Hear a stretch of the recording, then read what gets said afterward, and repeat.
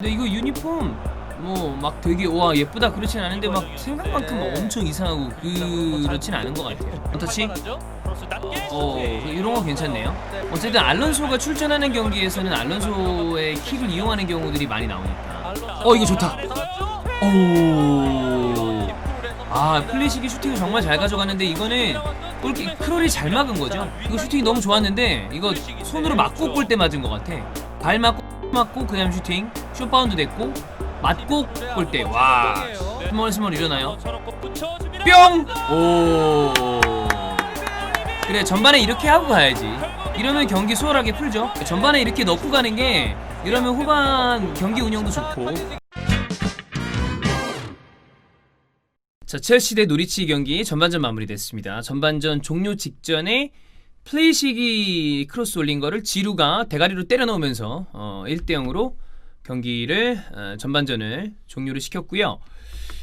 경기 내용만 놓고 봤을 때 첼시가 되게 날카로운 찬스를 많이 만들진 않았으나 이미 강등이 확정돼 있는 노리치 시티, 그러니까 동기부여가 없죠. 마음을 비우고 축구를 하가 해서 가끔 강등이 확정된 팀들 중에 남은 경기들을 되게 담백하게 잘하는 경우들이 있는 경우가 있어요. 근데 그런 거와 노리치 시티는 이렇게 관련이 많은 것 같지는 않습니다. 여튼 이 전체적으로 팀 스탯을 봤을 때 첼시가 훨씬 더 주도권을 많이 가지고 경기를 했거든요. 슈팅도 12대 0이었고 온타겟은 3대 0, 점유율은 7대 3 정도였어요. 69대 31 정도였음에도 불구하고 아쉬운 건 수비진에서 나가는 이 패스들의 턴오버들이 조금 없지 않아 있었고, 그 다음에 지현이 형이 오늘 유독 또 많이 얘기를 했었는데 하프 스페이스 공략을 하는 데 있어서 정교함이 좀 부족한 것도 있었고, 노리치가 내려앉아 있으면서 본인들 박스 근처에 공간이 많지 않다 보니까 그 사이로 들어가는 패스들이 쉽지가 않았습니다. 그러다 보니까 경기가 조금 풀리지 않는 느낌이었는데, 그럼에도 불구하고 결국에 지루가 해결했죠. 지루는 참 이 선수가 아스날에서 있을 때도 그랬고 굉장히 좋은 선수고, 그 팀을, 그러니까 지루가 있는 팀의 서포터들이나 팬들은 알아요. 지루가 정말 좋은 선수라는 걸. 근데 지루가 선발로 나오죠? 그러면 또 아쉽다? 근데 서브에 두자니 이 선수가 어쨌든 자기 실력이 없지 않은 선수니까 나가고 싶어하는 것도 이해를 해. 근데 이거 딱 마음 뭐냐면 진짜 제일 좋은 스트라이커가 하나 있고, 그 다음에 정말 좋은 세컨 스트라이커로 남아줬으면 하는 바람이 있지만 본인은 그렇지가 않죠. 여튼 지루가 현재 첼시의 포워드진을 봤을 때 타미 에이브라함은 폼이 전혀 좋지가 않잖아요. 지루가 선발로 나오는 게 좀 맞지 않나 싶습니다. 자, 첼시 같은 경우에는 캉테가 부상이고 길모어도 부상이고 뭐 그렇다 보니까 지난 경기에 이어서 조르지뉴가 이 센터백 올라 위에 있는 6번 역할을 해주고 있습니다. 케파, 왼쪽에 알론소, 그 다음에 오른쪽에 아스필리쿠에타, 센터백은 조우마랑 리디거가 나왔고요. 조르지뉴를 이 역삼각형 꼭지점으로 두고 왼쪽 코바치치, 오른쪽 러프터치크, 그리고 플리식, 윌리안, 지루가 나왔고, 그 다음에 노리시티는 강등이 확정된 상황에서 4-1 내려앉아 있는 경기를 했는데 뭐 별다른 특이점은 없었어요. 다만 이 경기 전반전만을 통해서도 느껴지는 거는 확실히 첼시는 이 뉴스들에 의하면 구단과 램파드가 이 약간의 상이한 의견을 내고 있다고 하죠. 카이 하버츠를 영입해야 된다고 이야기가 나오고 있는 램파드와 반대로 수비진에 대한 보강이 우선순위에 있지 않냐라는 이야기를 하는 마레나 그라노프스카이아라거나 구단 쪽에 이야기가 있다고 하는데 둘 다 이해해요. 어떤 시청자분도 아프리카에서 이야기를 하셨는데 카이 하버츠 같은 선수는 본인이 첼시 또 크리스찬 펄크가 이적 요청을 했다고 그랬잖아요. 그것도 그렇고 이런 선수는 살 수 있을 때 못 사면 입찰이 붙어서 가격이 올라가는 경우가 많으니까 사는 건 좋은데 진짜 이 수비진에 대한 보강도 필요해 보인다. 그 어떤 선수도 믿을 만하지 못합니다. 최근에 실수가 많았던 크리스텐센을 빼서 오늘 조우마랑 리디거가 나왔는데 둘 다 또 빌드업하는 과정에서 말도 안 되는 패스 미스가 좀 나온다거나 그런 부분이 있었던 거는 좀 아쉽죠. 자, 스탯을 좀 체크를 해볼까요? 올리비에 지루가 슈팅을 12개 중에 혼자 5개를 했습니다. 그 다음에 득점도 있었고 온타켓이 2개가 있었고요. 윌리안이 키패스가 3개가 있었습니다. 자, 그 이외에 이 조르지뉴가 상대 진영에서 패스가 35개. 근데 아무래도 이거는 노리치가 내려앉아 있다 보니까 첼시가 라인을 올려서 플레이를 하다 보니까 그런 부분이 있었고, 조르지뉴는 지금 아르투르가 유벤투스로 가는 바람에 조르지뉴가 이적을 할지 안 할지는 모르겠습니다만 세리아로 돌아간다고 하더라도 사리 밑으로 가기는 쉽지 않은 상황이 됐죠. 그런 부분은 좀 본인 입장에서는 아쉽지 않을까 이런 생각이 들고요. 아스플리쿠에타가 수비진에서는 스탯이 굉장히 좋습니다. 태클 3개, 클리어 하나, 인터셉트 2개 이런 모습을 보여주고 있습니다. 자, 많은 분들이 라이브 때 노리치 시티가 이제 강등이 확정됐으니까 어떤 선수가 좀 매물로 나올 수 있을까요? 이런 얘기를 많이 또 해주셨는데, 지금 눈에 보이는 선수들은 양쪽 풀백 자말루시아, 맥스 에런스, 그 다음에 켄트웰, 그리고 고드프리, 혹은 뭐 지금은 서브에 들어가 있지만 제가 개인적으로 좋아하는 부엔디아 같은 선수들이 생각이 되는데, 오늘은 역시 제일 눈에 띄는 선수는 앞쪽에 있었던 켄트웰이었죠. 전반전을 전체적으로 합쳤을 때 6km를 넘게 뛴 선수가 많이 있진 않은데, 첼시 같은 경우에는 알론소가 6.37km로 제일 많이 뛰었고요. 그 다음에 플리식 6.3km, 누리치 같은 경우에 제일 많이 뛴 선수가 루카스 럽 6.54km고, 그 다음 정도의 순위가 딱 다음 맞네요. 켄트웰이 6.34km 많이 뛰었죠. 전방에서 활발한 모습을 보여줬습니다. 1대0으로 경기 전반전을 마무리시키지 않았으면 첼시 입장에서는 좀 괜히 불안한 느낌이 들 수 있었을 텐데, 1대0이 됐기 때문에 이 경기는 후반전에 무난하게 첼시가 경기를 풀어갈 수 있지 않을까 이런 생각이 들고, 하킴 지흐가 지금 많은 뉴스들처럼 경기장에 들어와서 경기를 보고 있습니다.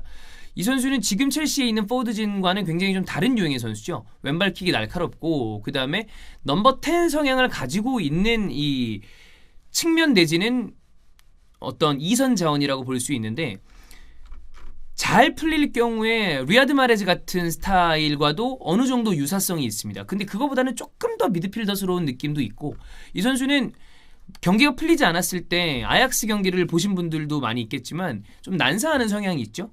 그럼에도 불구하고 왼발킥이 꽤 날카롭기 때문에 어느 정도 평타 이상은 쳐줄 수 있는 선수라고 생각을 해요. 다만 걱정되는 거는 딱 봤을 때도 굉장히 좀 호리호리한 체격인데, 또 마레즈도 되게 호리호리한데도 잘했잖아요. 그래서 그 부분만 좀 밸런스 있게 잘 맞춰준다면 지흐는 또 기대가 되는 선수다. 오늘 경기를 바라보는 장면을 보니까 지흐에 대한 생각도 났습니다. 자, 후반전 별다른 모습이 있지는 않을 것 같은데 어쨌든 후반전으로 돌아오겠습니다. 이거 여기서 제가 봤을 때는 만약에 분위기가 안 올라온다, 이거 너무 밀리죠. 지금 러프터치크도 그냥 그렇고 조르지뉴는 완전히 안 좋고, 바클리든 마운트를 투입을 시켜줘서 분위기 전환을 좀 해야 될 것 같은데요.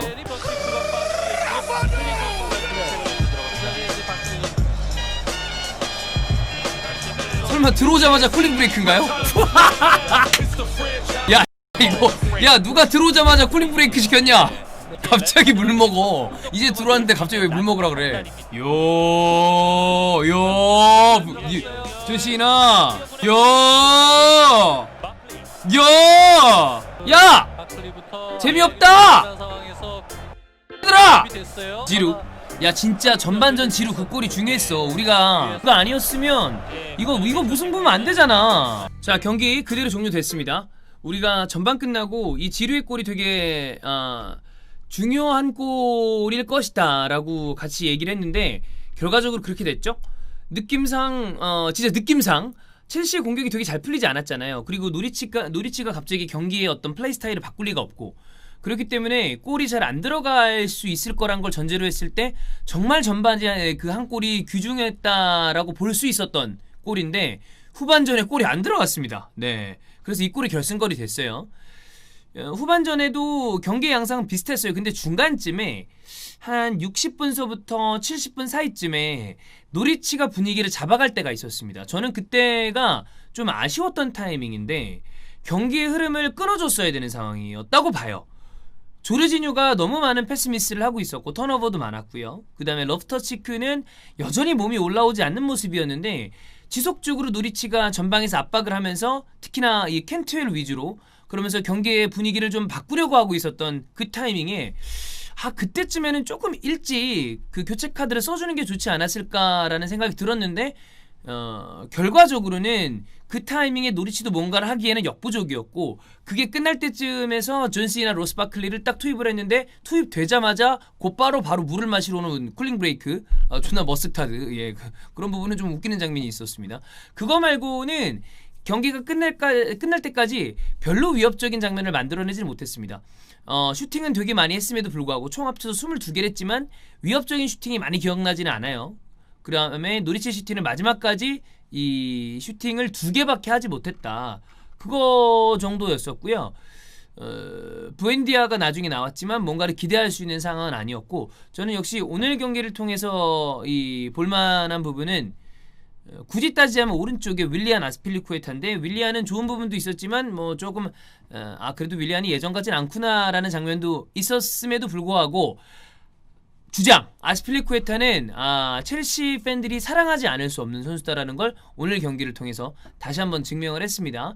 자, 그러면 이 아스필리쿠에타의 스탯을 좀 볼까요? 오늘 아스필리쿠에타는 총 크로스가 7개였습니다. 오픈플레이 상황에서 크로스 그가 모두 다 7개였었는데 좋은 크로스라고 평가받는, 이 옵타에서 좋은 크로스라고 평가받는 게 5개, 그러니까 굉장히 비율이 높은 거죠.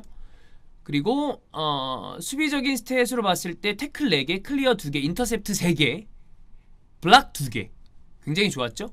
나중에 리세임스가 오면서 왼쪽으로 자리를 옮겨가는 것까지 공격적으로 아스필리쿠에타가 되게 날카로운 모습을 많이 보여준 건 아닙니다만 중요한 순간에 이 연계 플레이를 통해서 슈팅으로 마무리하고 들어오는 장면도 있었고, 역시 아스필리쿠에타 정도를 제외하면 첼시의 수비진은 여전히 좀 불안한 감이 있다, 이런 생각이 듭니다. 조르지뉴는 오늘 경기를 통해서 다시 한번 PL의 어떤 템포에는 맞지 않다. 이게 뭐 어떤 이유인지는 정확하게 모르겠어요. 코로나 중단 이전에는 조르지뉴를 램파드 감독이, 많은 사람들이 그래도 조르지뉴가 단점이 너무 좀 명확하지 않냐라는 이 이야기를 함에도 불구하고 본인의 플랜 안에 넣었던 걸로 생각이 드는데, 코로나 사태 이후에는 전체적으로 투볼란테보다는 원볼란테와 투공미 체제를 램파드가 좀 장기적으로 계획을 세운 것 같고, 그러다 보면 조르지뉴가 설 자리가 사실 좀 쉽지가 않죠. 원볼란테 PL에서 조르지뉴가 그거를 소화하기에는 좀 쉽지 않은 부분이 있으니까, 예. 그렇다 보니까 조르지뉴는 아무래도 오늘 경기는 길모어나 캉테가 부상이기 때문에 나왔지, 좀 이후에 이 경기 내에서 나왔었던 여러 가지 턴오버도 그렇고 팀을 떠나지 않을까, 이런 생각이었습니다. 자, 그러면 오늘 경기, 그러니까 지금에는 막 경기력을 이야기하기에도 시즌이 완전 말미기 때문에 별 의미가 없고, 이기면 장땡이거든요. 첼시가 오늘 경기 승점을 3점 따내면서 63점이 됐고, 레스터 59점, 맨유 59점, 요렇게입니다. 그럼 이제 따라가는 팀을 봐야 되잖아. 맨유는 크리스탈 팰리스랑 경기를 하죠. 맨유는 크리스탈 팰리스랑 경기를 하고, 레스터 시티는 토트넘이랑 경기를 합니다. 굳이 따지자면 맨유가 일정이 더 좋은 거죠. 레스터는 토트넘과 경기에서 어떻게 될지 알 수 없으니까 그런 거는 담보하기가 좀 어렵고, 다만 걱정되는 건 첼시가 남은 경기 일정이 울버햄튼이랑 리버풀인데 그 경기들에서 승점을 그래도 차곡차곡 좀 따놔야 되잖아요. 그 부분은 좀 첼시 팬들 입장에서 약간 불안감을 안고 경기를 봐야 되지 않을까. 왜냐하면 이 울버햄튼도 기세가 여전히 계속 좋은 팀이고, 리버풀도 마지막까지 뭐 기록을 위해서 시즌을 치르는 팀은 많지 않습니다만 그래도 다음 시즌까지의 분위기를 위해서 허투루 경기를 하진 않을 테니까 그 부분을 램파드 감독이 신경을 좀 써야 되지 않을까, 이런 생각입니다. 자, 여기서 마무리하겠습니다, 여러분. 내일은 2경기가 있죠. 2경기. 저희가 할 경기는 뉴캐슬이랑 토트넘 경기, 그 다음에 아스ton 리버풀 경기 2경기가 있습니다. 네, 요거 함께 하시면 되겠습니다. 레스터는 아까 제가 얘기를 좀 잘못했는데 토트넘이랑 하기 전에 셰필드랑 경기를 먼저 하네요. 네. 근데 이것도 모르잖아, 레스터. 생각해보니까. 그렇습니다. 내일 봐요.